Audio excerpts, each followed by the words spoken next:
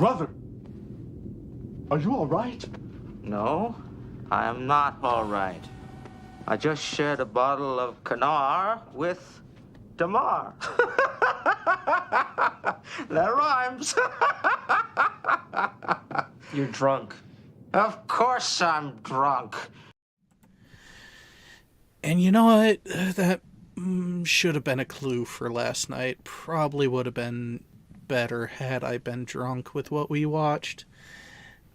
But yeah, we watched it to save your brain cells.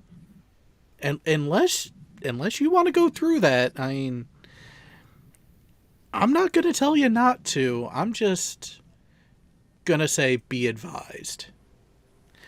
I know. Jay here hasn't even completed the latest episode of one of them. Yeah, because I woke out of my stupor and realized how much of my brain was oozing out onto the bed. Is that fair enough to say? It was... I will give at least episode 3 of Picard this. It has caused quite the conversation for some people. Yeah, I can't imagine why. And they managed to do it within the first few minutes of the episode. I mean, yay. It reminds me of what was our complaint about that one episode in the previous season where they brought in Seven. Hey, at least they didn't kill the guy yet, right off the bat. So far. Like they did with Icheb. Oh, no. You're forgetting the, you're forgetting Elnor. Oh, well...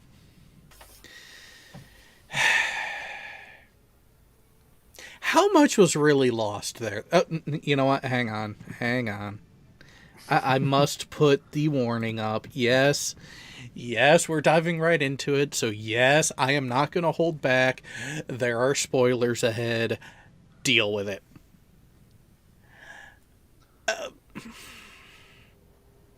So anyways, was it really a loss that they are currently operating without Wish.com version Elrond? No,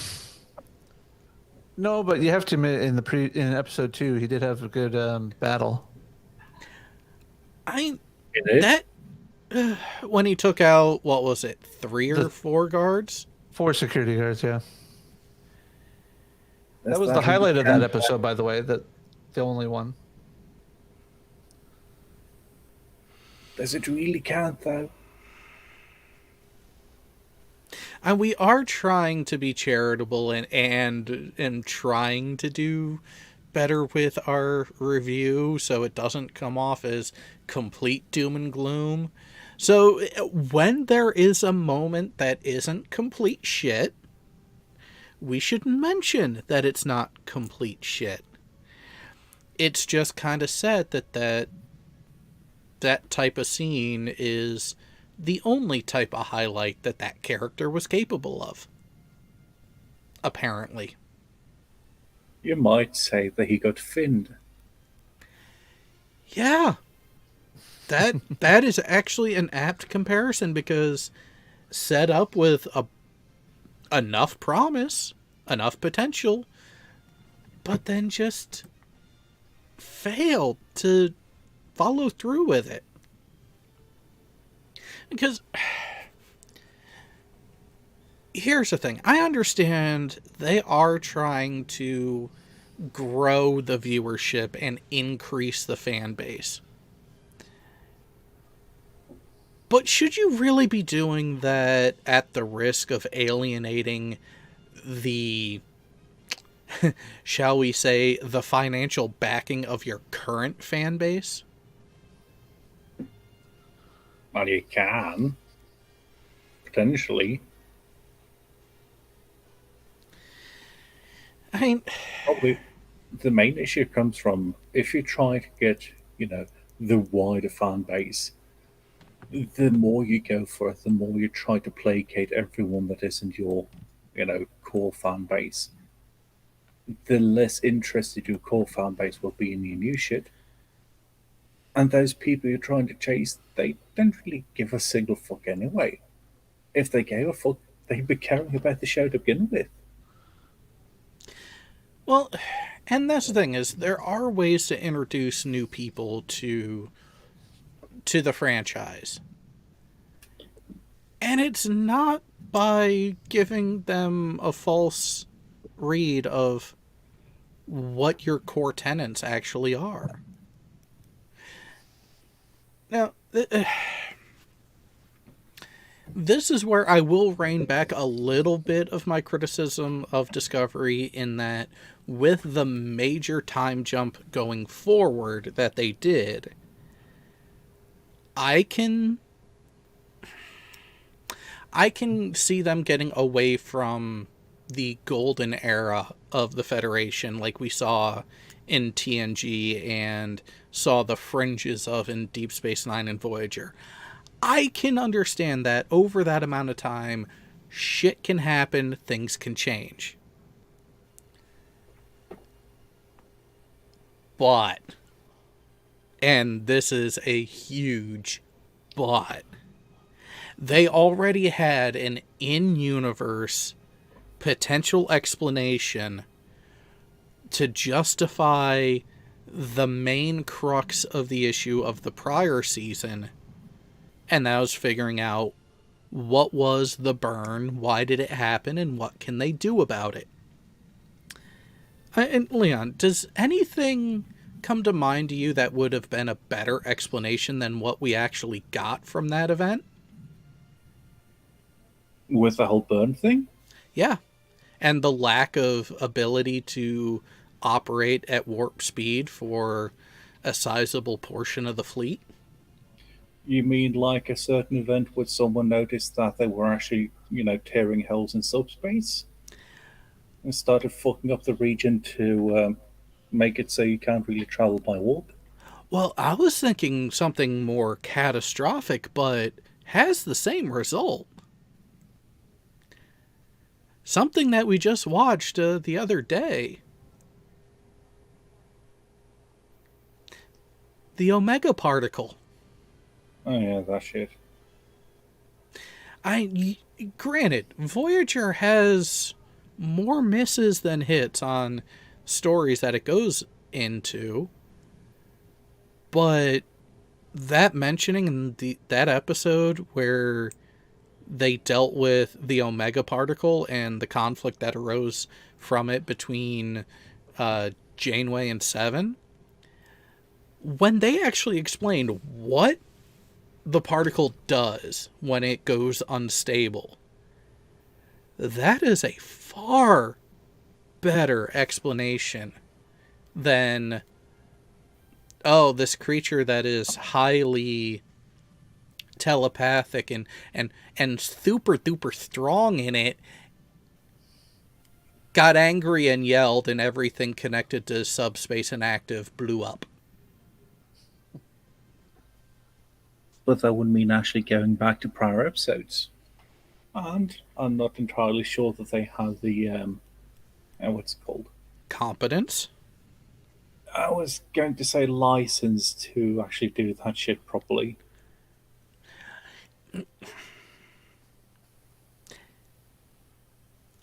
Paramount Plus now, they have... that would be an interesting... You know what? That actually is a good point. I wonder how much of the issues with potential storytelling we're getting is because of legal reasons. You mean to like where in they... Picard? I was going to say, like, because in Picard, they're obviously in a mirror universe, but they can't say mirror universe. Yeah. I wonder how much of the issues with the settings and the handling of things ultimately stem from legal limitations. Well, just for example, take the other show that we watched yesterday. Oh, we're going to get to that one too. Yeah, but how many things were changed due to most likely not actually having the licenses in order to be able to use it? Visually, none. Which that is the thing. So yes, little bit of a spoiler and Easter egg in the thumbnail. We watched the first episode of the Halo live action series that kicked off this week, and visually speaking, the Spartan armor types that they showed, the weaponry that the Spartans brought that they showed, and that the Covenant were using. Yeah, they visually got a lot of things right in that. But oh boy, did they get a lot wrong there as well too. So we'll dive into that in the latter part of this. That one I didn't watch, thank God. You didn't really miss a lot. And this is where I'm thinking the issues that are plaguing the Star Trek franchise, certain installments of the Star Wars franchise, and other series at this point really is endemic of major media, especially television media as a whole at this point. What? You know what's funny? I actually just listened to the Foamy rant about television and the creative wasteland that we're in. That squirrel is pretty fucking spot on with the things that he ends up putting out there. Can't fault him for that one. But just going back to what they're actually allowed to do. I don't know if you've seen it, but there's a clip a clip of, what's his face, Kurtzman, where he's going into, oh yeah, but you can't avoid there being discrepancies. You can't avoid there being, fuck ups in the story. You can't avoid plot holes and of that sort. And that's something that made me think, why can't they? In this case, what is it that's keeping them from avoiding these things? Is it that they have too many people? Is it that they don't actually have any control over it? Or is it that they see this as being enough of a different universe? That's something that's a direct contradiction to the Star Trek legacy. Isn't necessarily a contradiction, because that hasn't really happened in this universe. Well, and this is where have to thank Burns for finding this thread on Twitter. Actually, let me go ahead. To me? Yep. Because actually, he tagged me in the server on it. I think it's in Where is it? Quark's Bar. Quark's Bar? Nope. Kanar with Damar topic suggestions. There's the David Mack one? Yes. Okay. So this Twitter thread actually goes into a lot of what we're seeing currently in Picard in these first 3 episodes and comparing it to what we've already gotten. And I think David there is on the right path, but he hasn't gone far enough and wide enough with the analysis just yet. Because he gets into the whole thing of remembering that temporal mechanics does not work intuitively. And this actually goes back to what I was referencing at the beginning of this and the discussions that episode 3 has sparked. Because very early in the episode, we get a scene with Rafi and Seven on a public transit bus in Los Angeles. And you see a guy sitting at the back of the bus with a boombox blaring an oddly familiar song, but a different song. But you can tell that it's very reminiscent of something you've heard before. And yes, it is the character and even the same actor that showed up on a public transit bus in San Francisco, sitting across from Kirk and Spock. Well, the funny thing is the guy was not actually an actor anyways. He was a set guy. And there's like, and he was basically there looking for a punk. He's like, I do this on my time off. Let me do this. And they're like, okay. Yeah, no line. All he had to do was, in time with the song, give Kirk and Spock the finger. And I mean, that scene was... It really did become one of the iconic and memorable scenes of Star Trek IV. However, this is where we get into the temporal mechanics aspect of it. They're in a different timeline. A different timeline that deviated from the timeline they were on, which I contend was not the prime timeline. So they went back to the year 2024. Yes, what you are seeing after the time warp escape jump that you see on screen is them in 2 years in the future, roughly, in a different timeline of where we are. So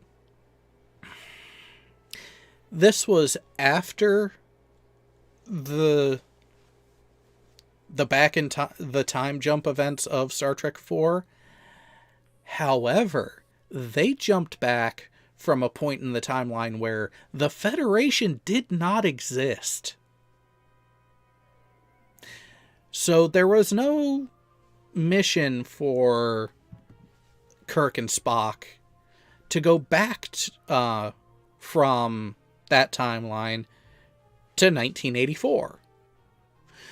So where this stems from is people are trying to wonder, why did this guy behave the way he did when Seven told him to turn off that fucking noise? To where he started to stand up, but then almost had like a PTSD type of reaction to it. And people were trying to justify that as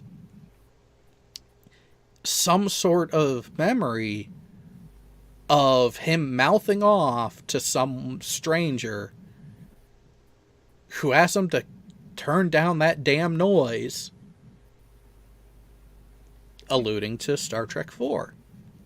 But how could that fucking happen if they're in a timeline where that mission never fucking happened?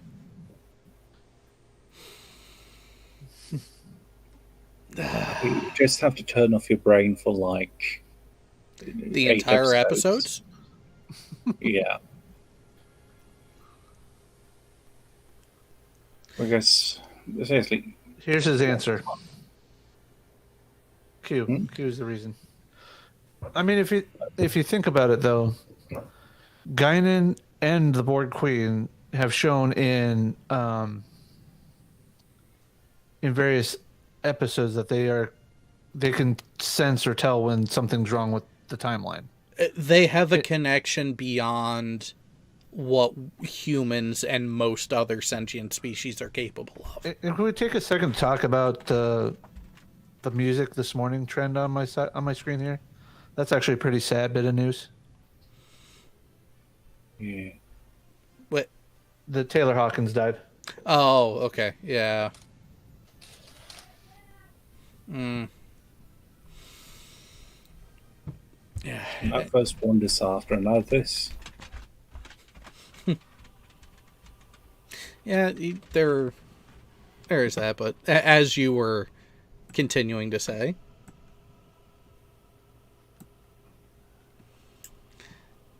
So, Just lost it. Sorry, I was not trying to do that for you. It's fine. Well, trying to explain it away as Q, that doesn't help either. Like, it explains why the people that they moved back and are the centerpieces of this all, why they're in the state they are and why they remember what they do, that is easily explained by Q. But some rando somewhere else on the planet a couple 100 years in the past? Yeah, that's... Again, I believe a better reason would be that the person has had a different life but still similar interest, which we have seen entries in Star Trek where that is very possible. Like where they touched on the many worlds theorem, based around Worf. How Worf was jumping between realities and various subtle different changes, but some major different changes. It's the one where we ended up seeing, what was it, almost 10,000 different iterations of the Enterprise D. Oh yeah, and what's that one called? Parallels? Yes. Yeah, the episode Parallels, where Worf is on his way back from a Batleth tournament and goes through some subspace time-related fissure issue and ends up jumping between timelines, jumping between parallel universes, which, yeah, tomato at this point. Speaking of though, and just when you mentioned that, and then the finale of that one, did we ever find out what rank Raffi was in Starfleet? Currently in season 2, Yes. looked like full commander. Yeah, it's full commander. I'm just thinking because, like, we see in Star Trek time and time again, people seeing the most atrocious fucking shit, as in seeing your crewmate halfway sinking through the fucking floor and dying. We have the shit like, getting vaporized. We have seen 1,000 or 1,000 plus, I should say, different enterprises where some of them are literally screaming for help as they're getting destroyed and they don't want to get back to their own universe. And we see these people in Starfleet take this in stride. Sure, it's going to affect them, but they still do the duty. Meanwhile, we have Raffi, who fucking Pinot dies and she loses her shit. Well, but it was such a traumatic moment. I think there's more to the backstory there that we're not seeing between the seasons. Because it's almost like she sponsored him into Starfleet. There's 3 years of backstory that were glossed over. I know. I'm just saying that there's a connection there where he's more of a mentee, her adopted child, so to speak. So there's that level of familiarity, there's that level of closeness that she falls back on, and that's why she feels it more than the others did. But that's something you need to explain. You can't just say, "Oh yeah," and now she's upset because he died. It'd be nice if there was actually more character development, which that's another issue with just the format of the show. Doing 8 to 10 episode seasons, if you want these sort of connections to make sense and have these sort of emotionally gut-wrenching moments actually land and have the weight that you're hoping to have, you need to have the character development in there. And so far, in these short episode count seasons, they're not getting the character development that they need to have the impact of the story choices that they're making. But they could have I have a perfect example of a character that was dismally fucking developed, and that so many people still recognize, and so many people still care for. Lon Suda. I was hoping for a more modern and contemporary reference, because we're looking at different generations of writers when you're going back to that. I agree with you that they developed that character exceptionally well over the short course of time that he was actually on screen in Voyager. But the current writing staff has continually shown they are not capable of doing that. Now that's something where had they taken fucking Pino from season one and made him into a likable character, made him into someone that you can actually care about, making him fucking fish out of water. He doesn't really know anything about the rest of the galaxy yet because he's been in that fucking sect or order, whatever the fuck you want to call it. He doesn't know. So therefore, they take him under their wings and they're trying to, well, help him. And they actually show it happening, not just, oh, and then this happened, so therefore you should feel bad for it. No, that doesn't work. That's lazy as fuck.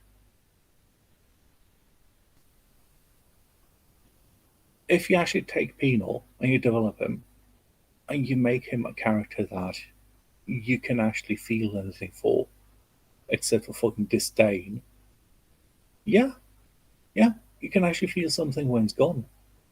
In that case, you can actually do it so that he's an important character to the crew, and then his death has meaning. What does his death mean right now? It means fucking nothing. It just means that they have one less white-ish male character to have around.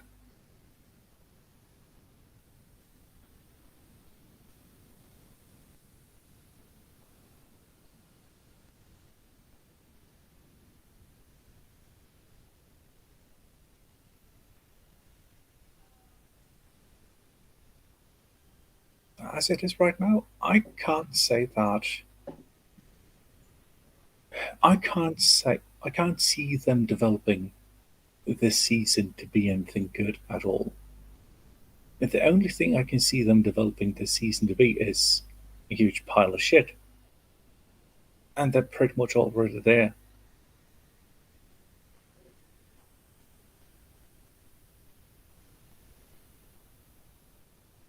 It's, it's to the point now where they're either so fucking lazy, which wouldn't surprise me, or they're inept, or they are completely fucking. Go on. Combination of the two? Yeah, might well be. Because I'm sure that I'm willing to put money down that there are some writers that are competent writers in that room, but they're lazy. And then there are other people in that room that shouldn't be because they're not actually that good. They're not actually that capable. But, well, we have to have certain demographics. We have to make sure that everyone's represented. No, we don't. People can go fuck off. I don't care who writes the show, as long as they do it well. When you start getting into, oh, but we have to have this, we have to have that, you take away from fucking everyone. And in that case, it doesn't matter if it's someone who's white, black, male, female, anything in there between, their sexual orientation, their age. It doesn't fucking matter. It doesn't matter at all. It's going to turn to shit.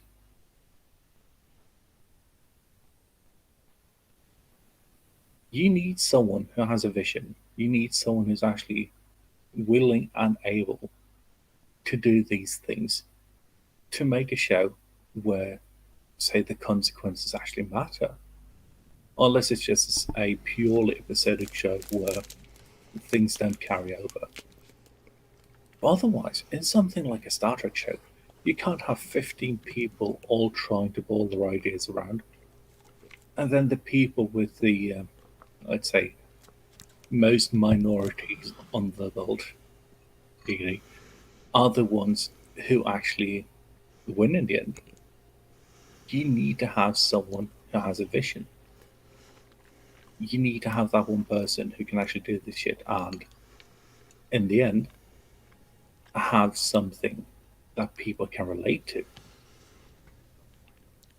And even if it's not, even if it's a tough topic to relate to, if you tell a good, compelling story, you're gonna have the viewership. There's no way to avoid that. If you do not tell a good story, it doesn't matter what else is going on. If the story is shit, if the writing is shit, if the writing is childish, you're not going to last long term. Be right back, guys. Yep. Because I even said that at one point. Episode 2, there was one scene in particular, one interaction involving Rios, where I even said, was this written by a child? Because that's how it came off. The interaction between him and a literal child. That's... Would it really surprise if that was actually made by a child? No, it wouldn't, and that's the sad part. No, because, okay, let's take Rios. Let's just look at what Rios is today. What is he? Not his rank, not what he's technically supposed to do or doing in the show. What is he? An imposter? Well, that too, but more than that. Well, there is... this is actually where I wish Jay didn't have to step away. Because there was the question that he posed earlier, before we went on air. What did Rios do to piss off the writers to make him transport the way he did when they ended up back in time? Should I go ahead and repeat my answer to that one? Yes, you should. He had the audacity of being a heterosexual male who looked pale enough to be considered white if you didn't know his name or listen to him speak.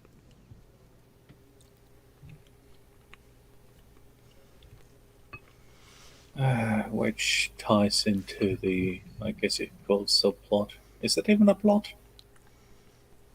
Where he gets taken by ICE agents because, ICE agents are these monstrous fucking people who just come in and they steal people, they kidnap people.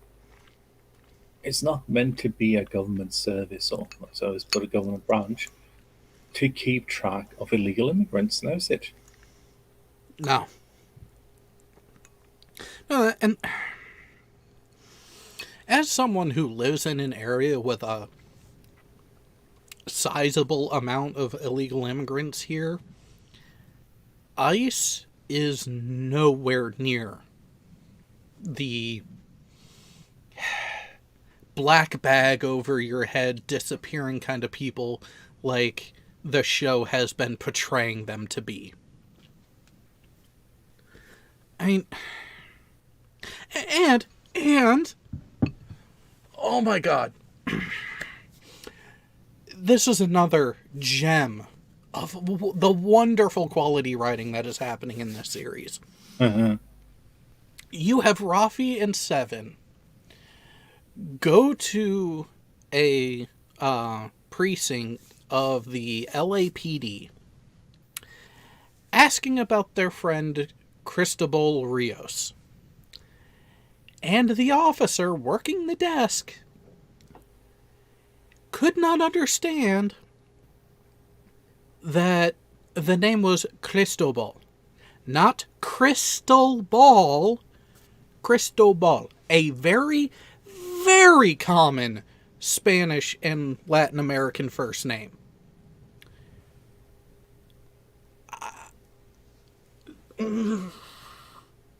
That really Spa- gets in. Spanish is spoken just as much, if not slightly more, than English in the greater Los Angeles area. The cops there recognize and understand Latin and Spanish-based names just as much as they would understand the name John Smith.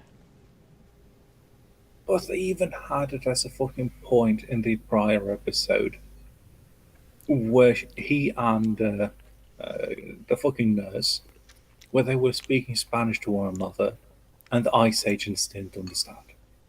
Oh yeah, that was another one too. How the fuck do they think that all this works? And Government they- agent dumb. yep, had they gone further than actually, or gone further to actually try to delineate, show that, okay, this isn't our future, this is already alternate, this is already separate. But they're trying to keep it so fucking grounded, trying to keep it as, okay, this is us. This is what's happening here. Is it really happening? And they're just beating you over the fucking head with it. There are so many fucking retarded things in it that even just going by it, even if you knew nothing about the US, the logic does not work out. If you have someone who's supposed to work with, picking up illegal immigrants, mainly the ones speaking Spanish, they need to understand Spanish. Yes. And ICE and border control, knowing a second language is part of the job requirements.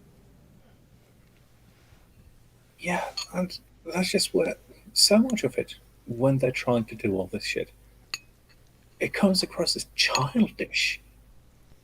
It comes across as someone who tried to write a book about all the big bads. And it's just. It's so alien to reality, even compared to the rest of Trek, that it's really hard to keep your attention on it. Well, and that was the thing with the Star Trek from the original series, even through Voyager and even into Enterprise. The things that you needed to suspend disbelief to enjoy and keep going, they were subtle things. They were background things. The characters still acted in a way that made sense and was acceptable for the setting they were in.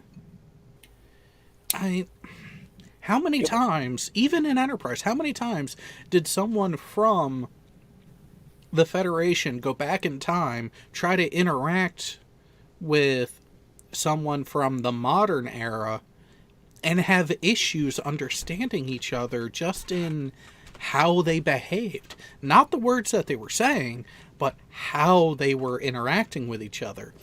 How rude, how abrasive, how abrupt we are compared to the softer, more philosophical, more advanced culture and interactions that they're used to in their time, and not being able to coherently always reconcile the two until you realize, well, this gets into another thing. Time travel. It's all wibbly wobbly. Well, and not just that, which I will give that a bit of it, is that when you start messing with time travel, you can have a lot of things go sideways, and it's just the nature of the beast. However, when you have a character like Guinan, who has special, innate, advanced abilities when it came to recognizing the full expanse of time,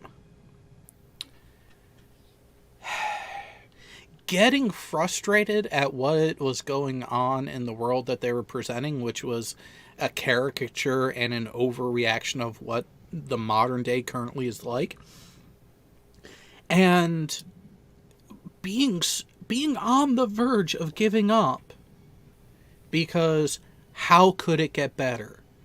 And it's like, these people not realize what the established canon in every timeline that results in the Federation or a Federation-esque society, what the culminating event actually was?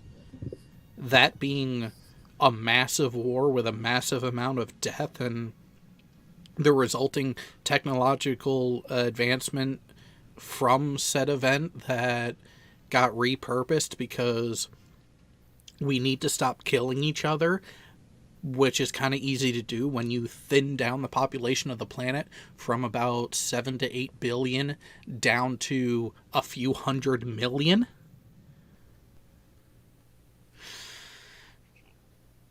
Yeah, sometimes a lot of fucking pain is required for substantial changes to be made, especially at the societal level. Less so at the individual level.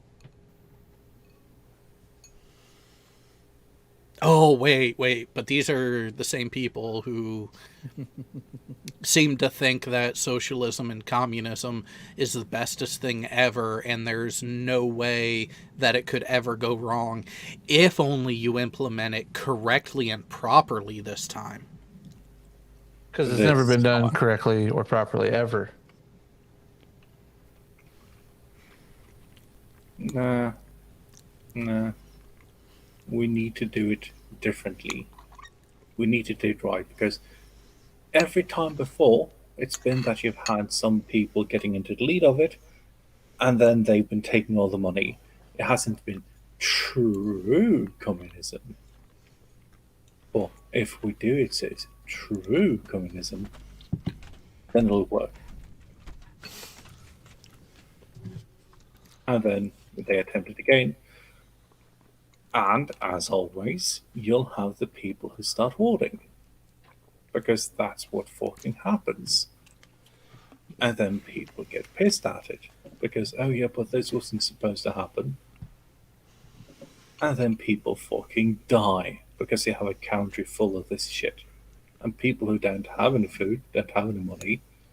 You have the people who have money, but they can't buy any food because there's no fucking food. Because some fucking retard decided that, oh yes, let's fuck up our food production. It doesn't work. No, well, and here's the thing. I've said this before.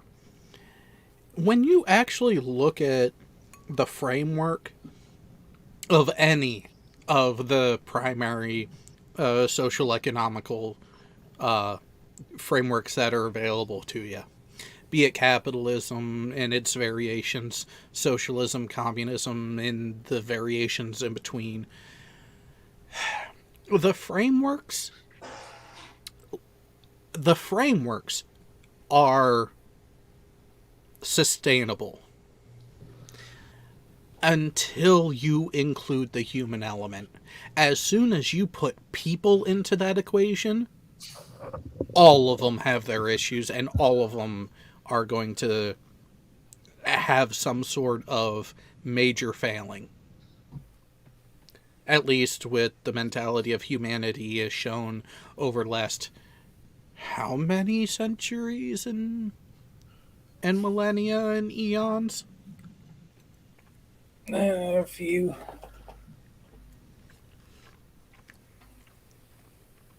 Which, okay, just look at one thing here now. If you have something like, say, communism, who is it that decides on what to make? Is it the people or is it the state? Oh, it's the It's the state. state. Because everything is essentially owned by the state. If you Well, then True communism, as they define it, it would be, well, it technically is the state. It should be the state of the people.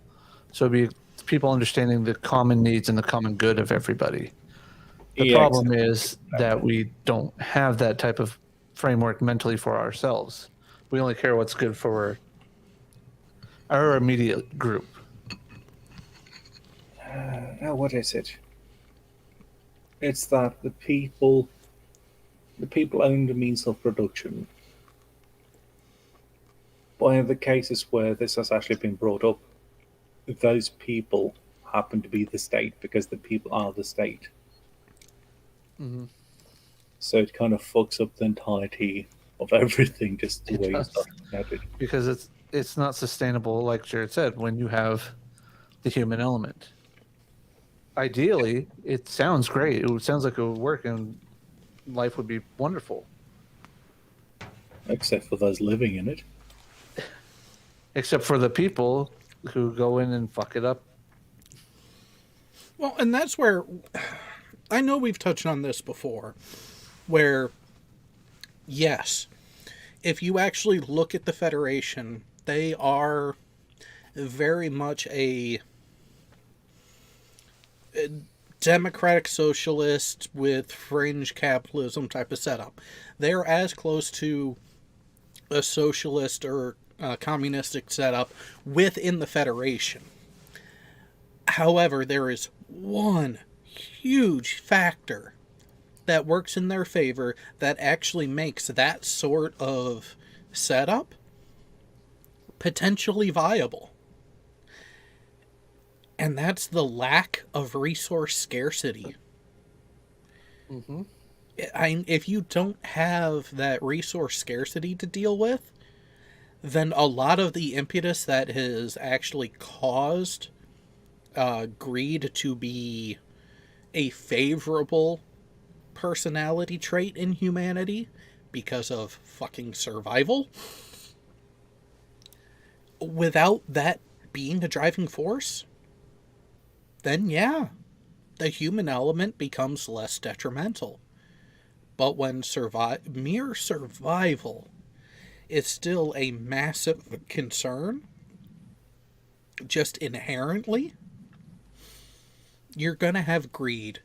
And greed is going to be the detriment of all of those systems. Mm-hmm.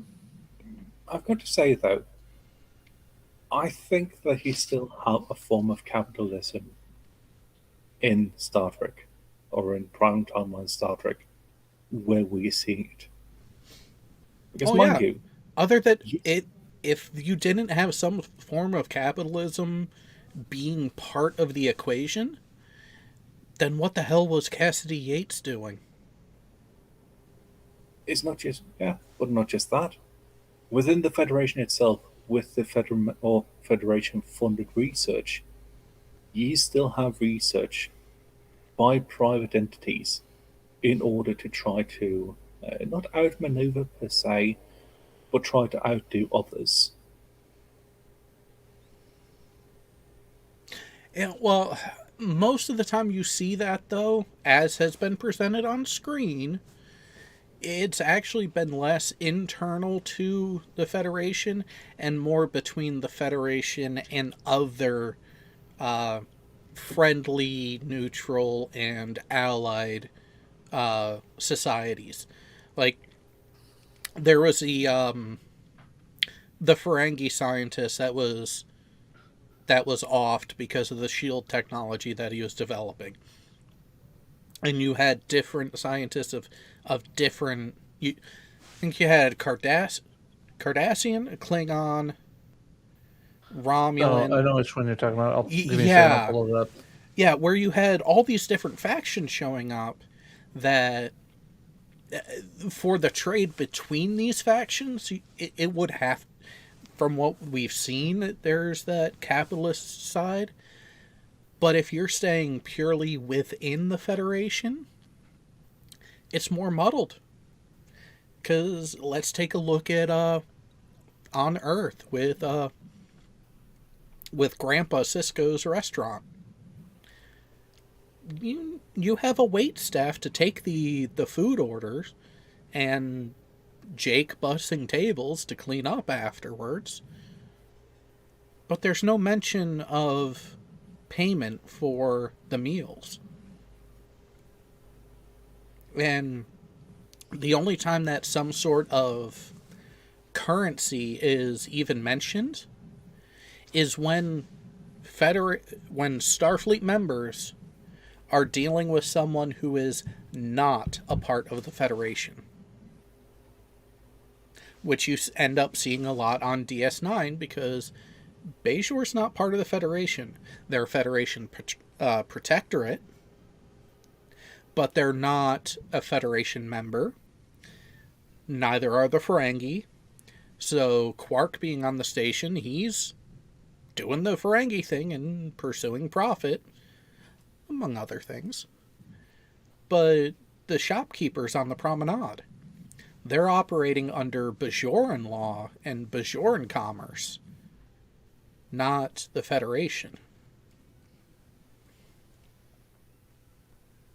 That being said, though, you still have the inter-federation stuff, even if it isn't about money. To take one example. Oh yeah, you always have. That is the thing with scientific endeavors. You always have the glory hounds that want to be the first to do something. I mean, look at Zimmerman. Yep. But you have these people, and especially if you have something like, say that you look at the different ways that these people do shit. As in, they want to one up this other company or this other technology within the Federation, not based on, being told by the Federation to do this, but because they want to do it. And then they can either, I'm not sure in that case, sell it, give it away, whatever the fuck it is they do, license it out, some bullshit. They can then do that to the Federation. So you still have that within the Federation itself too.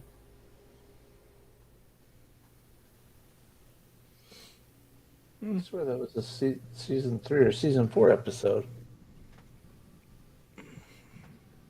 Oh, it was Crusher centric. I think it was season 5 or 6.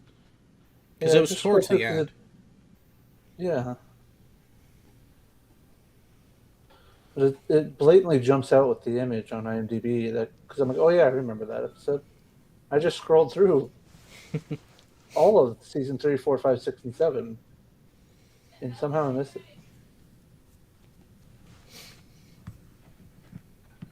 No, because you still need that. You need a form of capitalism, be it for money, be it for clout, be it for just general fame, be it for anything. You still need to have that in order to drive people.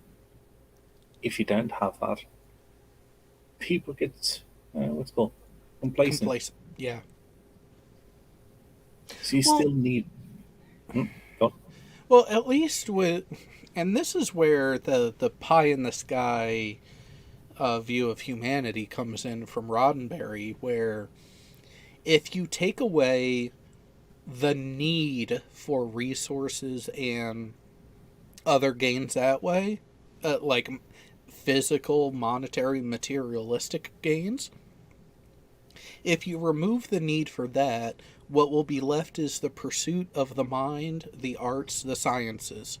You will have people who will still have that desire to be on some sort of pedestal, be better than their peers in certain aspects, but instead of it being wealth and material related, yeah, it would be those other areas. You would have the arts flourishing. You would have the sciences flourishing, because there is no better way to be remembered than to either epically succeed or epically fail in the sciences. So I can kind of see where if enough people were like-minded in that way, the need for currency and material-based transactions would fall out of favor. And you would still have the competitive that competitive nature, it would just present in different ways. I'm going to say, though, that had they not had that society, had they had more pressure on them, the entirety of that episode with them fucking up subspace, that wouldn't have happened. Because in that case, instead of actually just brute forcing your way through, they would have had, or they would have tried to find some way to do it easy for themselves. A slimmer profile means less power to push through, means higher speeds, means less fuel. But you don't really have that if you have nigh infinite amounts of everything. So I was hoping they'd have all the pictures of like the doctors in the episode. They don't. It's almost all Whoopi. But you have Joe Brill, which is that funky alien that can fake his own death. Yeah. You had Rhaegar, which was the Ferengi. You had the Klingon, and I want to say it was a Romulan because of the nature of the name. Could have been Klingon, but it was Dr. Tapan. So I want to say it's Romulan. But yep, season 6, episode 22. Yep. Suspicions. Well, he wasn't dead.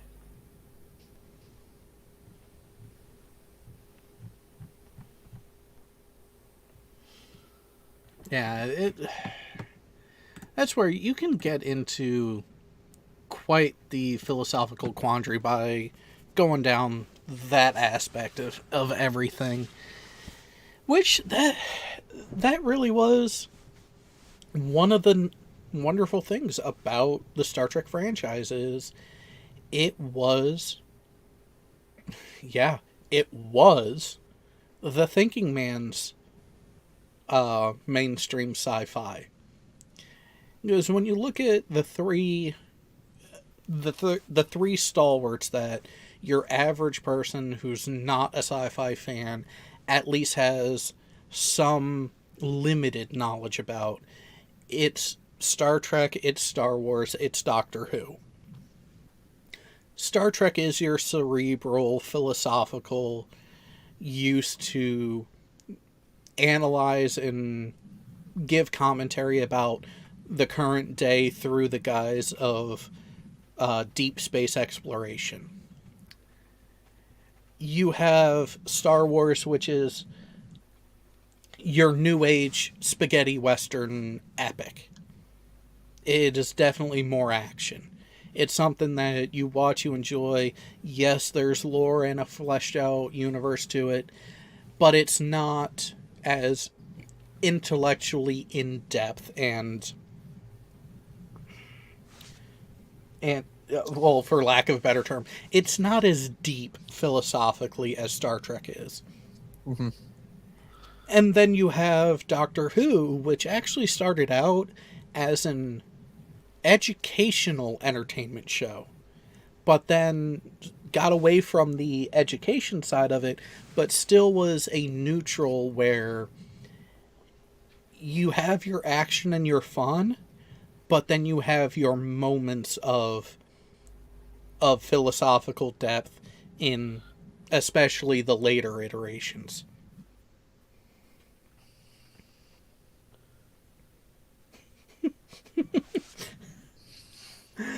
Oh, Nikki, the Klingons aren't just slightly tech stagnant. They are technologically stagnant. If you look at, call it early 24th century on, because they're still running ships that are close to 200 years old. Like, even their designs. Like, when you look at the Bird of Prey, there's a couple of different classes of them that it's the same design, just a little bigger.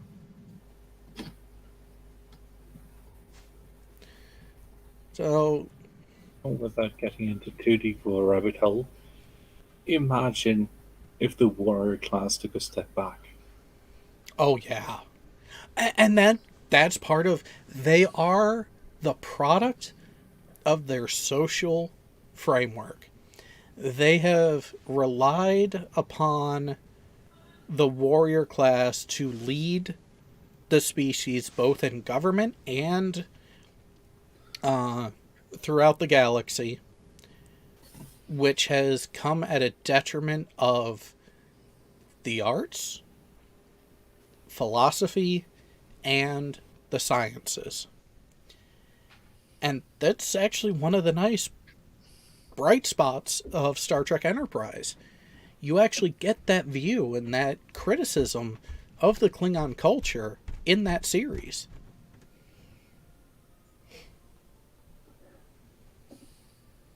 And then they didn't really do much more with it. And when they had a new show, they decided not to use it.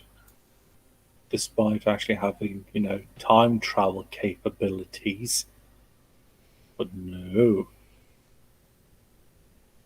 Yeah, there are a lot of missed opportunities. And speaking of missed opportunities, it's a shame that Gaio can't join us on this one. Because of all the people I know, he is by far the biggest Halo nerd that I am aware of. I can't think of anybody that I know that's a bigger nerd than him on it, so. And that's where I will start out by saying the visuals of the armor suit that Master Chief is wearing, accurate, looked good. The assault rifle that he started out with looked okay. The Magnum pistol could have used some work, but the way in the initial scenes, the actual use of those weapons was good, and it was acceptable.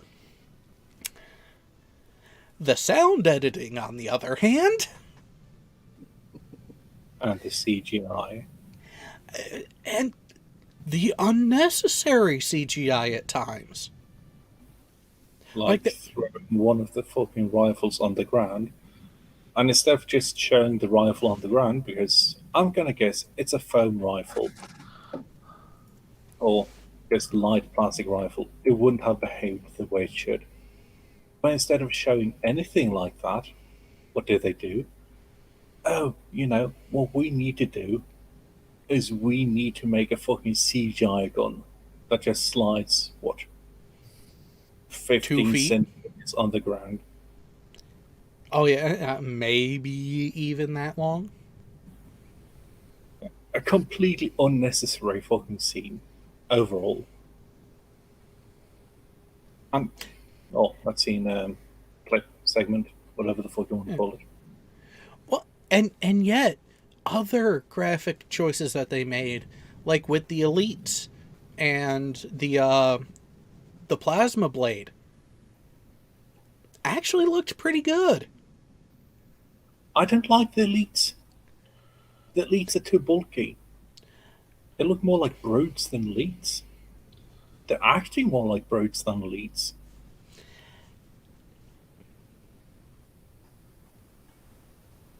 I don't think that they actually know how the elites are supposed to work. Well, let's put this out there, because this is something that has actually been kicked around for at least a month before it finally aired. The creative team in charge of the show admitted to not having played the games and having no interest in playing the games. In that case, you fucked up. Why the fuck are you trying to make a show about something you know nothing about? Because the price tag was right. Mm-hmm. And In that case, basic, they can just fuck themselves. No, seriously. Going back to the whole thing we've been talking about earlier, too. Something that isn't necessarily part of the series, or necessarily part of the setting, or isn't following the book on the setting, so to speak, but it still feels like it. We have Foundation, who did it amazingly well, despite not following the book to the letter. Have Dune, who tried to follow the book to half a degree, I fucking sucked. And then we have this shit here now where they haven't even bothered looking at the fucking source material. Hey, look, it's big green guy. He's cool. If you don't know what the fuck you're doing with it, you shouldn't be, or you shouldn't be doing anything with it. Yeah. Well, and that's the thing is, you can change aspects of a franchise when you're changing media, like Foundation, going from book to screen. You can have changes, but have the changes that you make fit and not ruin the story. Because here's a direct comparison between Halo and the Foundation. There were not just gender swaps, but ethnicity swaps on both sides. You don't really notice it as much in Foundation. Like, you notice that, hey, no, this character was this. But it doesn't hurt the story. It didn't actually affect how everyone interacted in a way that derailed the overall story being told and the events that were taking place. Or at least it didn't affect it negatively. Right. There were changes, there were ripple changes that were necessary because of those, but it didn't hurt the storytelling. In Halo, on the other hand, you... Do we even know if they know what direction ultimately they're taking the series? I don't think so. I don't think they have a fucking clue right now. Because as it is right now, and the way that it looked like when I saw it at least, it seems like they have a vague, we need to go here. But it's not a solid direction. It's not like they actually know what the entire season is actually going to be about. Rather than, oh yeah, we want something similar to this. We want the graphics. We want these things to look at. But the story, yeah, the story's it's not that important. It's like they have an idea, but they have no fucking clue how to implement the idea. And that's just... that's a recipe for failure. And we haven't even gotten to the most egregious issues with it either. And there's plenty. You want to start with one?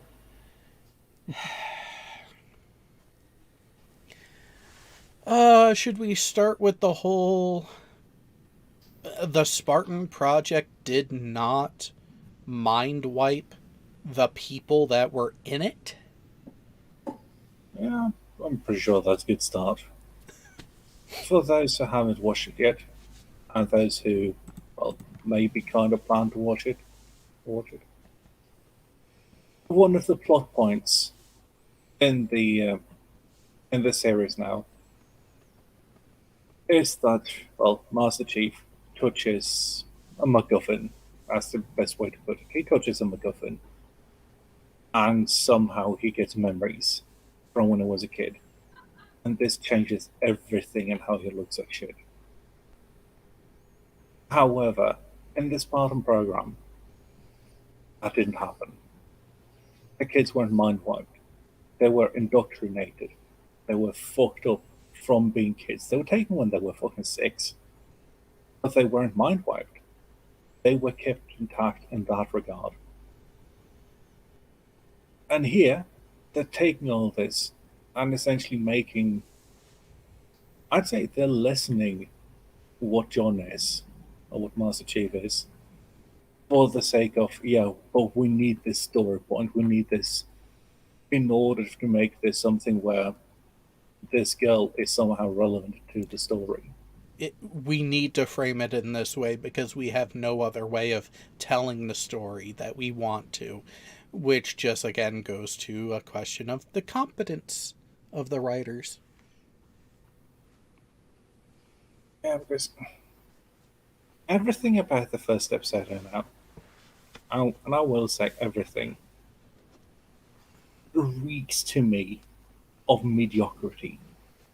It's not even that it's a passable story so far. It's not that it's a passable series or episode so far. The first episode was abysmal. They did not, or rather, they did from the start not understand what the Spartans are. They don't understand what the Spartans are made for. They know nothing of the background of the stories. And therefore, I can't really say that I don't trust them to do the rest of justice either. Which, going then on to flaw number 2. They check Master Chief's face. The dogs agree with you on this. Oh, I can't blame them. But yeah, they showed Master Chief's face right away for no good reason. Or rather, for the reason that apparently he's going to try to sway some little girl who he just got told that he killed her mom, that she should trust him, I guess? Something like that. Well, The point just made no fucking sense. and just another wrinkle on that bit itself. Not only did he take his helmet off in some vain attempt to garner trust or whatnot, or whatever the hell the writers were trying to do, let's think about her for a moment. This person has just witnessed all of her friends get brutally massacred in front of her face, and then ran back and saw everyone else she knew get completely tore up by the same creatures. Her father being one of them, just skewered right in front of her face. And then not just she's taken, she's left there by the person that she knows killed her mother. Or at least she thinks kill her mother. Oh, he confirmed it. He admitted to it. Not saying, yes, I did, but he talked about the mission and that aspect, that he was there and he did it. He followed the order like a good Spartan should. But before that, when they're still on the planet, she's just seen these 4 people come in, completely fuck up the alien that just trounced the shit out of her and her entire outpost. She's the only one left alive, and she follows the person that she knows is, for lack of a better term, a ruthless killer with no moral quandary of taking out civilians when ordered. And she follows him. Gets knocked out. Is then taken aboard the ship, where it's just her and him. And she's giving no inclinations, no read whatsoever of any fear. The only thing she gives off is defiance, because she's given an opportunity to actually tell the story and not lie and actually show and tell what she saw happen. And she says, no, I'm not going to be a part of your propaganda, knowing that what she would be saying is fucking true. And yet, no, I'm not going to do it because fuck you, USNC. Or What? UNSC. Because, and also, she had to have known that if she said no and stuck to that no, she was dead anyways. Like, seriously, what the fuck is wrong with that character? Apart from being brain dead? About the only thing I can come up with. Because, okay, there is another story in popular media that actually portrays a girl following someone home, or following someone at least, after that person brutally massacred a lot of fucking people. And that movie is called Leon. That's actually being portrayed there by, what's her face? Matilda in it? Natalie By her. Portman. Yeah, but the character that she portrays, it's Matilda, isn't it? Yes. Oh, yes. By her following this guy home, is fucking assassin, and then pretty much just crying at his door until he takes her in. And he actually feels for this character, not necessarily from the beginning, because, well, it's just some little fucking She's brat. in the way. What's she doing here? It's going to be a liability. He's so socially awkward he doesn't really know what to do with it. But afterwards, he actually starts seeing her as someone that he can talk to, someone that he can not identify with, but someone that he can start teaching. She gives him somewhat of a connection back to humanity. Yeah. He can be her mentor. And we're not going to go into the book and all that shit and all the rest of the stuff where essentially, spoilers and all that shit, she rapes him. And no, I didn't say that the wrong way around. But yeah, with the rest of it, that's something where I have a story where it's actually executed well.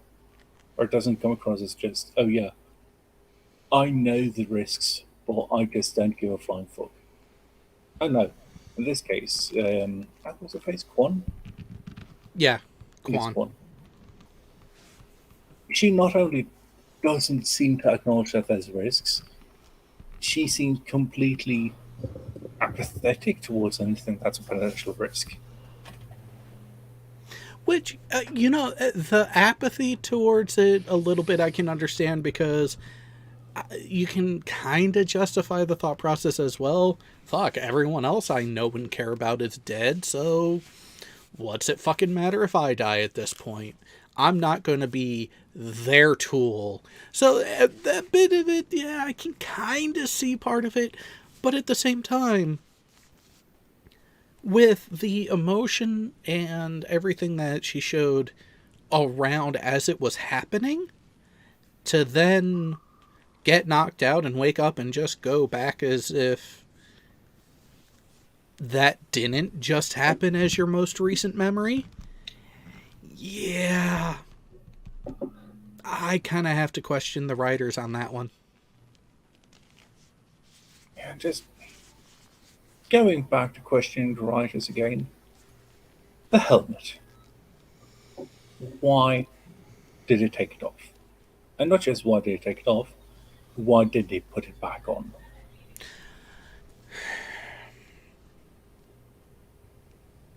This one, okay, I didn't like that they had him take it off because of the way and the circumstances around it.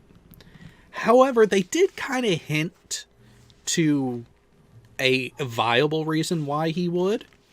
Because he acknowledges that the craft they're on is under remote control, being flown by the AI at the direction of USNC headquarters on Reach.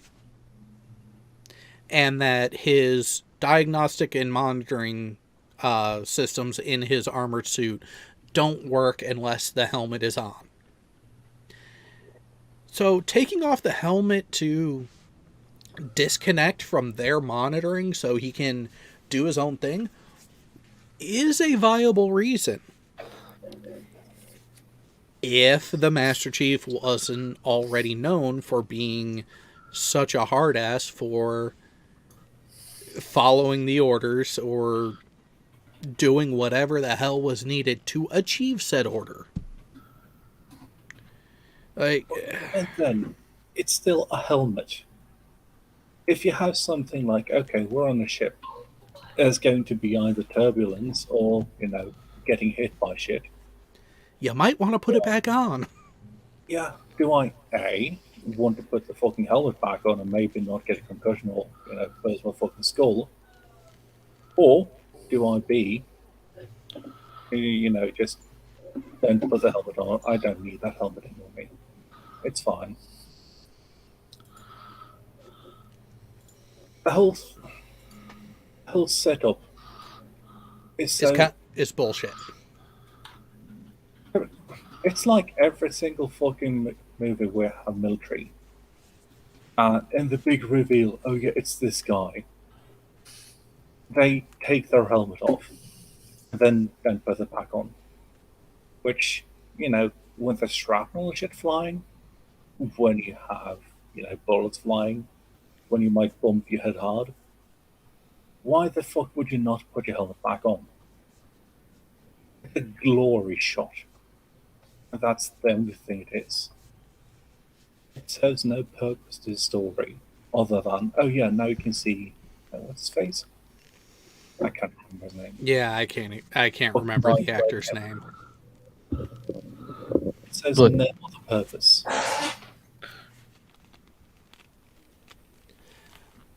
Yeah, and especially if this... That's the thing is, if there was a better setup for why, it would be less egregious. And that's the thing is, the lack of thought process in why certain characters are doing certain things. About the only character that I've seen them actually get motivations and actions closer to right and more correct than wrong would be Dr. Halsey.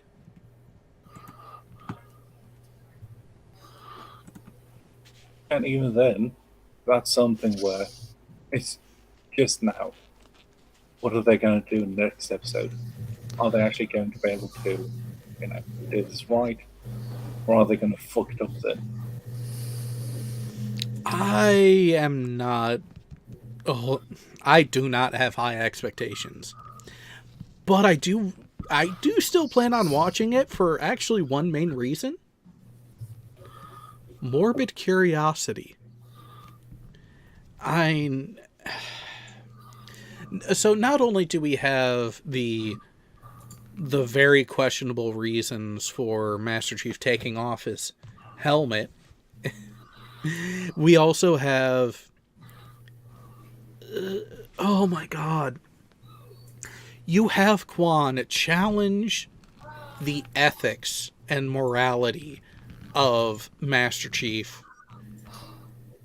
and Oh my god, it was such a short interaction in back and forth, and yet that interaction somehow was supposed to make Master Chief go rogue and run off with her. Sorry, no. At this point, so ignoring comparison to established media and timelines for it, there has not been enough setup given to justify why 3 fucking sentences from a child, for lack of a better term, would make Master Chief go AWOL the way he did. Although one thing that they did get right, though, in that sequence is him calling out acronyms and jargon despite who his audience was, who he was talking to. Because that is the thing, when you are that level of military trained and you hit a moment where it's go time and your muscle memory of what needs to be done kicks in, you're calling things out as if you are talking to someone with similar enough training to understand what you're saying. Because speed is everything. So at least there is that little bit of bright spot in everything, but it sure as fuck is not enough to polish the rest of the turd that we were given so far. Is it enough?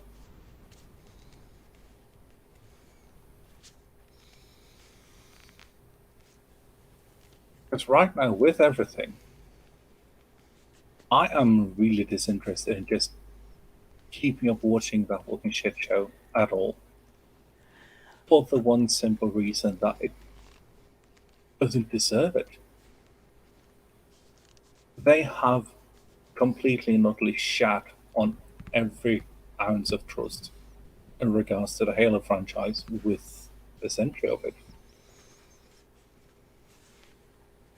Have they been able to do? No. See, and that's where, so far, I think that's where it's going to end up. But I'm actually going to get the confirmation first. I mean, I watched enough of Discovery to know exactly where it was going and be right and get that confirmation of my presumptions. So far, it's the same thing with Picard, too. Season 1, I knew how it was going to end up. I didn't like it. My prediction was right. And with Season 2, the comments that were made, the details that were leaked before, so far my predictions there are turning out to be right. I have my suspicions about Halo, but I'm still going to give it the due diligence. And again, part of it is morbid curiosity because I expect them to go worse. But my question is, how much worse are they going to go? I think they're going to completely and utterly emasculate Master Chief. Like, everything that Master Chief is just worthless. And they're going to make Quan the star of the entire show because she deserves it. She's some kind of ethnic minority, I guess, despite being a majority, but, details. It would be the hat trick, though. I see them doing that, too. I see the actual effective main character of the show being Quan, despite it being Halo, and you constantly getting the first-person point of view from Master Chief through his helmet. So I see that being what happens as well. And it would be a hat trick of shows that have done that. Because take a look at Season 1 of Picard. The show is named for Jean-Luc Picard. And yet, who is the main character of Season 1? Oh, right, Soji, the girl that was an android that didn't know she was an android. So far in Season 2, who's looking to be the actual main character? It's actually looking to be Girardi. They're setting it up. Look at the interactions between Girardi and the Queen. They are setting it up for Girardi to be the character MacGuffin of season 2. Maybe because looking at it, I can very well see them trying to go with, what's her face? Rafi otherwise. And trying to push more and more that, oh yeah, but she has these motivations. And now she knows things, so she has to take the forefront. But Girardi knows more of what was direct because of that link with the Queen, and look at how she's been acting. Because keep in mind, while you were introduced to Soji was just being drug along for the first few episodes of season 1. What about Girardi? She's just kind of... She's there, but she is kind of useful for these first few episodes. But they're already setting up that because of what she has added to her knowledge base direct from the Queen, she's going to be even more important going forward. So you have that aspect too. But then, leaving that realm of things, who is the main character of the show Hawkeye? No idea. I mean, it was titled Hawkeye, but if you actually look at it, if you actually look at the storyline and everything,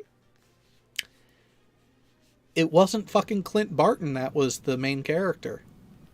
The story actually centered around what was supposed to be his sidekick. But in fact, he became the sidekick.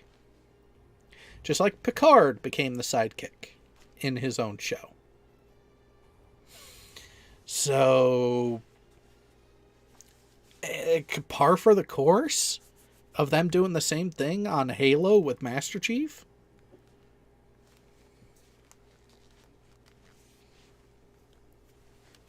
Yeah, I mean, there's been the whole fucking thing with, oh yeah, but they're so woke and they're so woke. It's kind of become a meme at this point. Well, I can't say that are necessarily wrong, just based on the amount of bullshit now that's going on with. Well, how many shows do you have that's named after a male character? Although it's supposed to be about this certain male character. But instead, it's about everyone else, especially female characters, and especially of certain minorities, if they have the chance to do so. Even if they have to change the sexes and races, etc., of the characters in order to make it happen. Ooh, here's another good show that actually fits that. The Equalizer. I've yet to watch it. Oh, let's just say they've been rather creative with the editing of the action scenes, because apparently a near 60-year-old African-American woman is not that good of a choice for an action star. Oh, who figured? And yes, if you... For those who are wondering what I'm talking about, they rebooted the show The Equalizer from, what was that, 70s, 80s that it was on originally? Maybe early 90s? And the main character was a former nondescript Black Ops agent that is now being portrayed by Queen Latifah. It's all black, no ops. Yep. Now, the original character and original portrayal was African American descent as well, but the actor playing the guy could actually act and could actually do the physical requirements.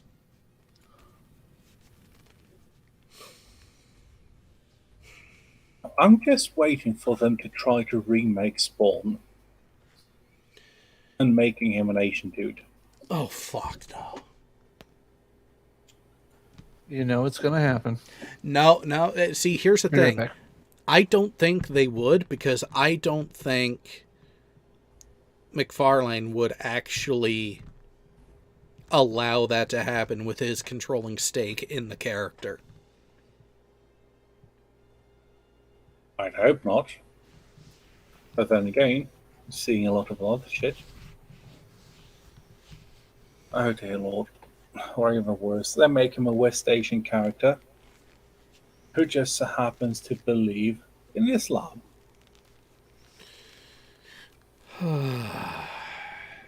You know what? No. I don't think they would do that. At least not in the current climate. Because what they would actually... Well, no. They might. Yeah, I think they most likely fucking would. In something where the main character becomes the fucking Abrahamic god. Or, well, you also have this other play on it where his mentor is not going to be a European descent knight from one of the first Crusades. They'll change that. Technically isn't, though. Technically he's Cain. Which Well, an East Asian would actually, or West Asian would actually fit in with that. I'm going off of what I remember from the animated series that was on HBO. He was a knight. Cagliostro was a knight. It was Cain.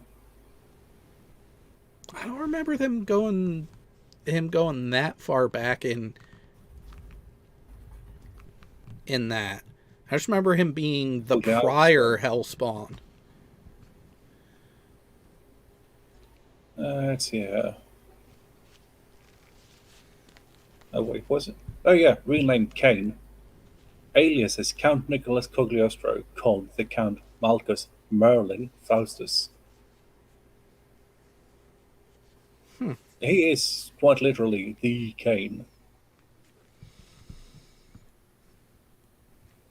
Which I wouldn't really mind it if they made him a nondescript West Asian there.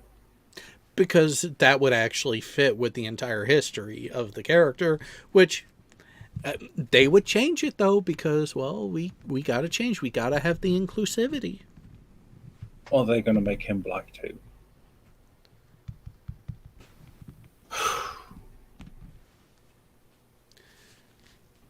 With the whole fucking thing, if they were to try to remake Spawn now, or even, oh yeah, we can't have this, so we're going to make Al be Alex Simmons, a woman. Oh, yeah, I could see that happening too.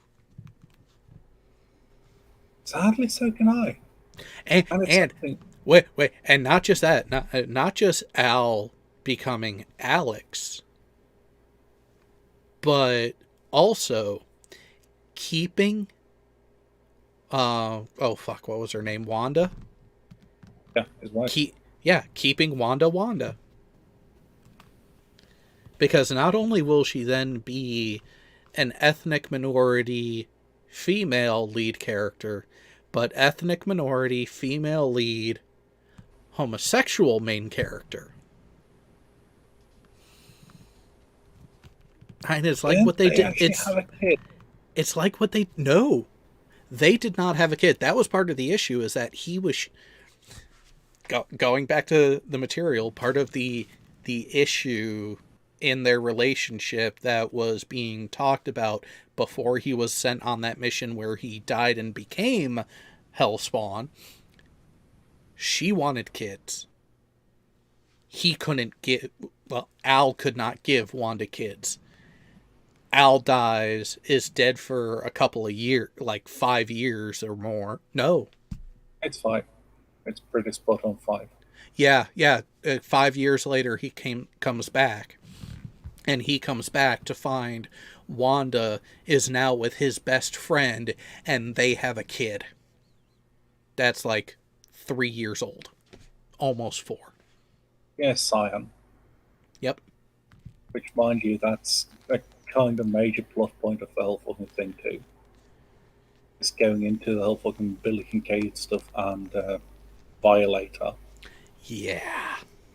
However, if they remake it, I want John Liggett. How the fuck did they pronounce his name? John Leguizamo to come back as Yes. Clown. Yes, he needs to come back as Violator. Because he did one hell of a fucking job. And here's the thing. I agree with that, but here's the thing. I would be accepting of them doing a body double, a body stand-in, or good high quality CGI for the character in the clown form, and just have Leguizamo do the voice. I'm fine with that. I have no issues with that. I also pose that as a recommendation, so if this happens to get to anyone who might post this idea out there and get some traction on it, this way Leguizamo doesn't have to deal with the fucking bullshittery of the makeup that he had to for the movie.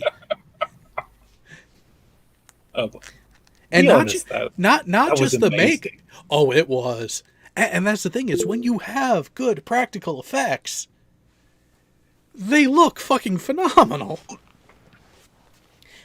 But this is where some actors do get more respect than others.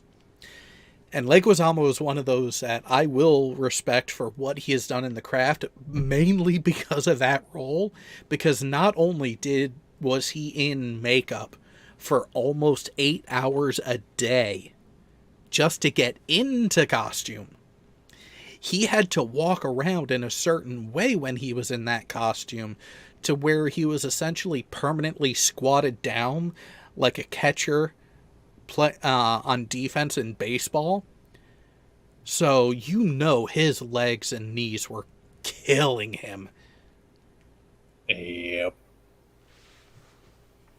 Boy, he did it so fucking well.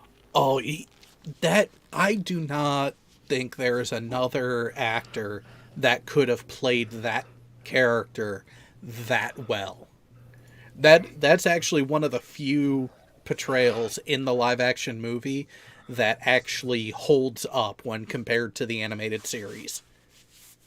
I can think of one other actor. If he could tone down his performance a little bit, and if he was shorter, Jim Carrey. I don't think he'd be able to control himself. Now that's the thing. I mean, What are we talking about? Violator, Spawn. Oh, And that if someone were to redo that franchise, live action or animated, the only demand that we would make is that John Leguizamo reprises his role, at least as the voice. yeah, that's fine. Sorry, my orange chicken showed up. That's fine. No, but he was really fucking good in that role. And it's actually it's so easy to see his portrayal of it. It's so easy to just kind of believe him in it. He needs to, in one form, way, or shape, or another, be part of a new Spawn installment. Yeah, but There is one. But if not him, I don't. Jim Carrey has the ability to do some of the crazy inflections, but I don't. Too crazy. He doesn't have any control. And that's why I don't think he could control himself in doing it.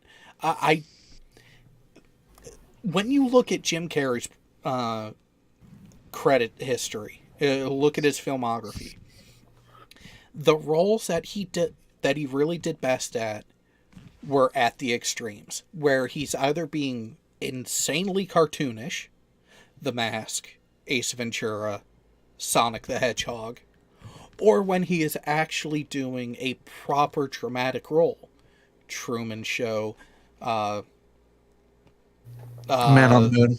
Man on the Moon, or Eternal Sunshine of the Spotless Mind. He can do those dramatic roles. He can control himself, but there's no in between. I have not seen a movie where he can do both the emotional type of performance while having the extreme comedy flares. It's one or the other for the roles that he's actually been good in.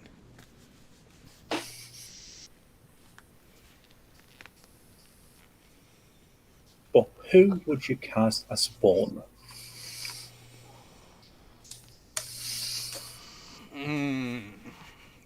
This is tough because it has to be someone who has a voice not the same as, but on par with Keith David.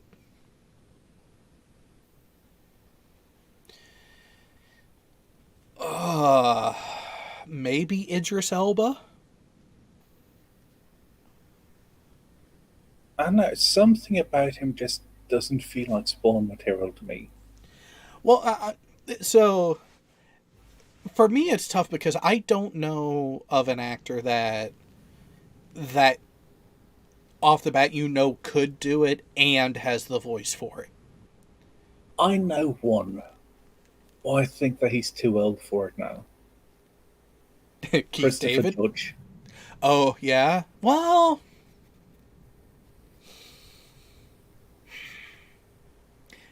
Christopher Judge would have the physique to play an imposing Spawn. He does kind of have the deeper voice, but I'm not sure if he could. I'd be willing to at least see an audition of him in the role to see if he could. I wouldn't completely reject him offhand like I would someone like fucking Momoa, who you know if they were to actually greenlight a project like this, he would be on that initial list of people to play Spawn. What about Anthony Mackie, the guy who played the Falcon in the MCU? No, Doesn't have the voice. he doesn't really have the. I was going to physique, but his facial features. He doesn't look imposing. See, and that's where I think the closest actor that people would recognize by name that would be physically imposing enough, have a voice close enough, and has the facial structure to do it. But again, he is older, and I do think it is Elba.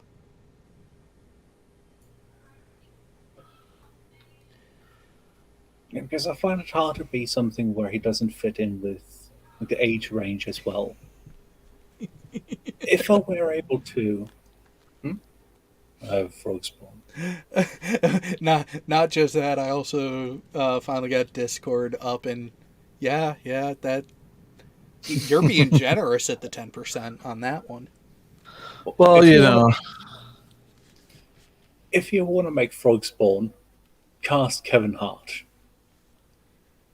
Yeah, you know what? Kevin Hart would be the perfect one for that. And you know what?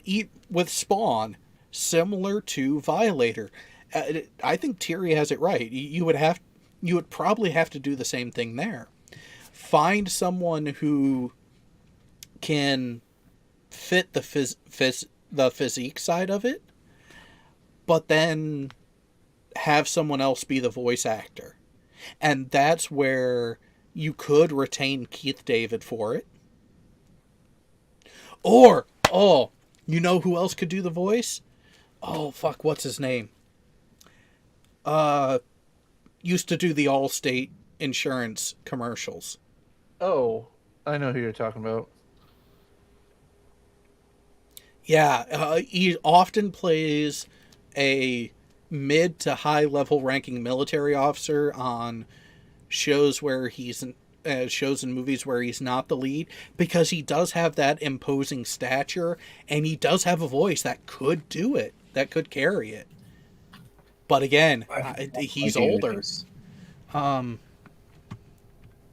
I know who you're talking about. I just can't think of his. Let's go to IMDb, because That's what I'm doing. if you go to oh fuck, what was the name of the movie? Jarhead. Jarhead? He was in Jarhead. Alright. Because he was when Jamie Foxx. no, No, it's no, not no, Jamie no, no, no, no, no, no, not Jamie Foxx. It is. Dennis Haysbert.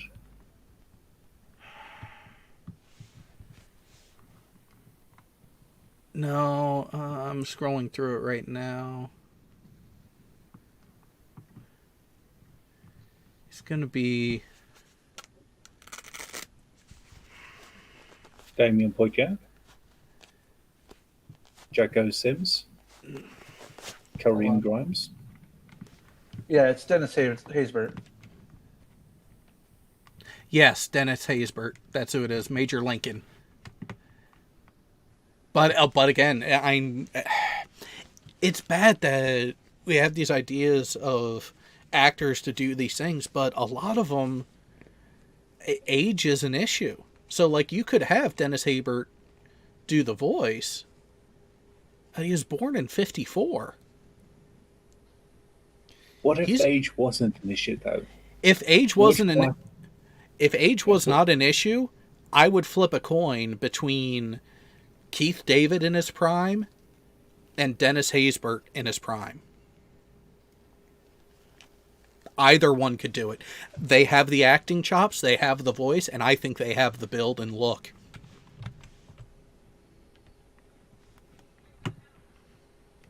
What about Ernie Hudson? Has the build, has the look, doesn't have the voice. I mean, we can just do voiceovers. I mean, if you're I'm trying to find one person to do all of it in an ideal world. Otherwise, I mean, Ernie Hudson would have been an option too if time, age, and everything wasn't a factor. All right, so here's what we do. We get Jason Momoa to play the Spawn in the suit, with Idris Elba doing the voiceover, and then we have Jamie Foxx playing the main character outside of the suit. It could be worse. Yeah, it could be worse. But I wouldn't mind seeing Wesley Snipes as it either. Too connected as the Blade character for the story. yeah. Yeah, I'd have to agree with Jay on that one. But actually, another instead of Jamie Foxx being the out of costume version of Al Simmons, what about have him being Terry, the best friend? I could see Jamie Foxx as that role.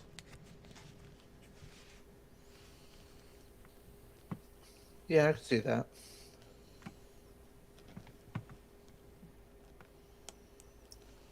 It's too bad he doesn't really have that kind of reputation. Otherwise, Michael Clark Duncan. Man's a fucking beast. Yeah. Although, if you look at Al Simmons, he isn't that muscular. He's more lean. He's built, he's in shape, but he's not massive. And that's why I was thinking towards Idris Elba or Dennis Haysbert.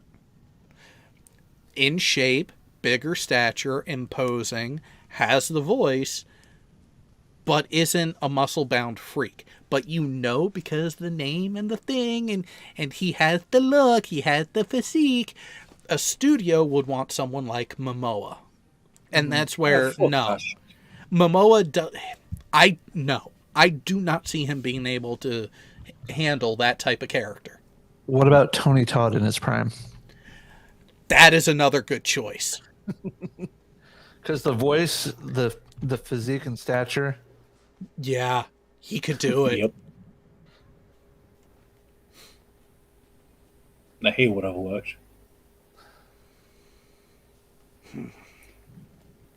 Actually, out of left field, what about Marlon Wayans? Which one was he? Is he the one older that one? fits in Shorty. He's the one who isn't gay. Marlon Wayans is the I hate to say it, but the comic relief. Let's see if I can find a full picture. Okay. Honestly, I could see his brother Damien doing it first. Well, I think Isn't he a short ass? Oh wait, it's the other way around. Fuck. Yeah, Marlon's the skinnier one.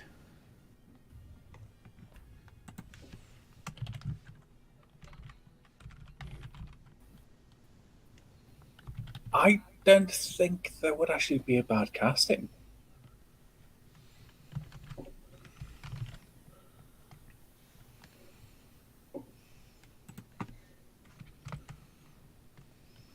and I was thinking of Sean Wayans as the comic relief. That's a lot of Waynes. Yeah, well, if you go into like any of their biographies, so it's Sean, Marlon, Damon, Keenan Ivory Wayans, Kim Wayans, and Shantae Wayans. Yeah. Well, More fucking Waynes than Baldwins.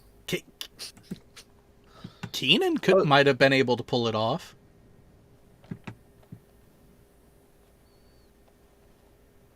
Yeah. But between... Yeah, Oh, it's really fucking hard though, because it's not that there aren't good or good black actors. It's who can actually fit all three criteria. And I'm not really sure currently that we have someone who would fit into it. Not 100% of everything. no, they're all older. The ones who could actually handle the role from a development and presentation standpoint, be it at the acting ability or even the physical, because let's be honest, a number of times you are going to need to keep certain aspects of the physique of an actor in mind for roles that they're going to play. Because you're not going, unless your premise of the movie is such that you're going completely atypical, it's not going to really work. All right, here we go. I'm going to hell for my Google search here, but IMDb is going to help us out. Help us all. And by that, I just mean It's going to give us a list of current younger actors. Yep. It was, and this was as of 2013, so some of this still, Yeah, so far, no. No.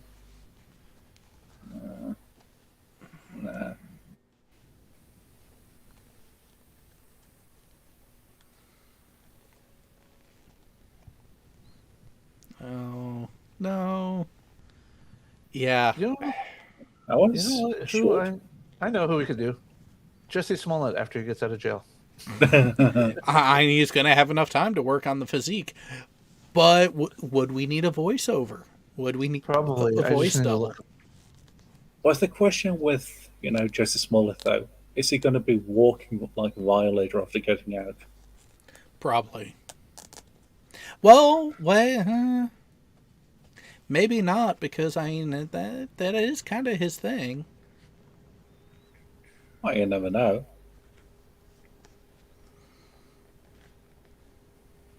It's too bad that he's older. Otherwise, we could have gone with John Amos. Not tall enough. I had a feeling that was going to be the case, but I just wanted to check. Well, you can still get away with being that stature, because you don't He need just doesn't some. have it wouldn't take much for him to get the physique, but the proportion for the what is conceived as Spawn. You know what I mean? That's where I think his stature is going to really be a hindrance. Yeah, because ideally you would want someone between 6', 6'4", pretty built, but having the biggest thing for me is the voice. It is that part of it, because that was the thing that always really struck me and stuck with me with Spawn was that. Yeah. Hold on just a second. I just thought of somebody. Where the Oh, come on. There he is. David Ramsey. Played John Diggle in The Flash. I never really watched the Flash series. Maybe. Wrong face. Well, considering what the potential of other options, he's a maybe. I should show some other pictures of him other than this, because he's been in a few movies too that you might. I think his face is too round. Well, that could. How old is he? He is 10 years older than me, so 51. Oh yeah, Or will be 50. He will be 51 this year. Yeah, that would be a tough one to deal with. Yeah. Ideally, he's supposed to be in his 30s. Yeah. But. And I really fucking hope they don't try to cast young Boyega as it. That's another. I will be honest. I would not want to see him in the audition, because I don't think he has. He may have the acting skill, but he doesn't have the look, doesn't have the voice. Let's see. Let's check here. How old is he in the thing?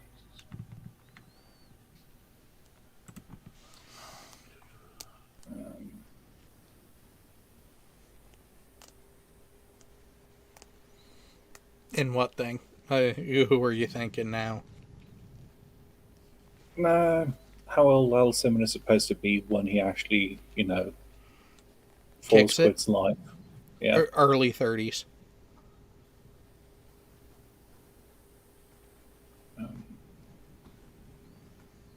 Because if I remember the gist of his background story, he joined the military out of high school, was really good at his thing, got into spec ops, and then went towards true black ops from there. So you're looking 10 years in the military and doing that thing would put him at late 20s, add another couple years on top of that. So yeah, you're looking early 30s. Oh my fucking god, I can't believe they're making that a movie. What? DC Legend of Super Pets. What? Oh, you didn't know that? I did not, and I was never a fan of the Super Pets thing, anyways. But not just that they're Oh, doing it. Look at the cast. I saw Dwayne Johnson on there.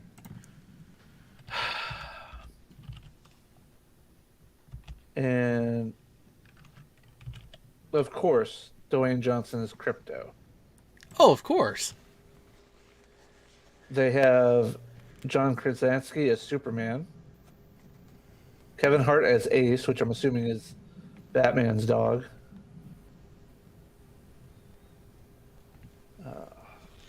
Keanu Reeves as Batman, though, so there's at least that. That could work. Which one is?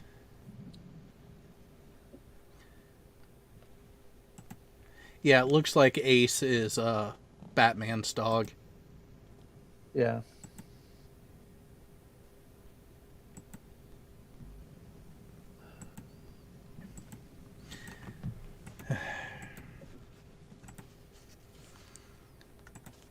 Shouldn't we be closing up shop here so we can go do VTW? Yeah, in a minute? it is about that. Wait a minute, Cyborg is in it? Oh God, Cyborg is supposed to be in it. And a female version of Green Lantern. Yeah, I saw that.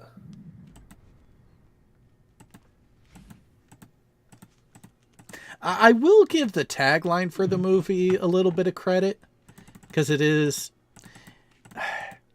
Stay and save the world. Yeah, it's Yeah. campy. It fits the nature of the movie, but let's keep in mind it's supposed to be a kids Campy. movie. Oh no, I get that. It's gonna be campy, so Oh, who's this person?